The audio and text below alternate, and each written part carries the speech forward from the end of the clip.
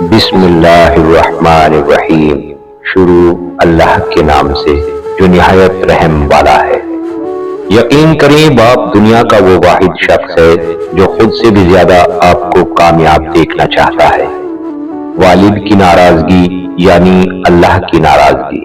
فرمان مصطفیٰ صلی اللہ علیہ وسلم نے فرمایا، جو میری محبت کی وجہ سے اپنے لڑکے کا نام محمد یا احمد رکھے گا، اللہ تعالیٰ باپ اور بیٹے دونوں کو بخش دے گا۔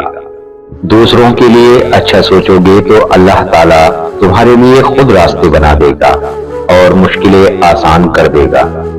کبھی کبھی دعا بہت جلد قبول ہو جاتی ہے، لیکن ہم شکر ادا کرنے کی بجائے یہ بول دیتے ہیں کہ کاش کچھ اور مانگ لیتے۔ لوگوں کی خوشیوں اور رزق پر نظر مت رکھیں، اللہ کی تقسیم پر راضی رہیں، کیونکہ اللہ سے بہتر کوئی تقسیم کرنے والا نہیں۔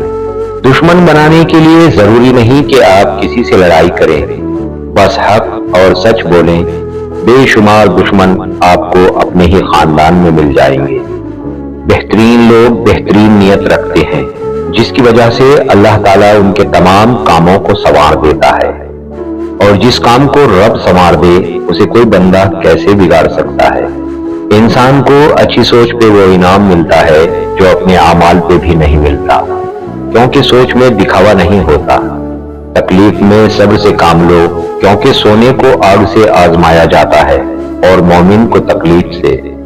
انسان سمجھدار تب نہیں ہوتا جب وہ بڑی بڑی باتیں کرنے لگے، بلکہ انسان سمجھدار تب ہوتا ہے جب وہ چھوٹی چھوٹی باتوں کو سمجھنے لگے۔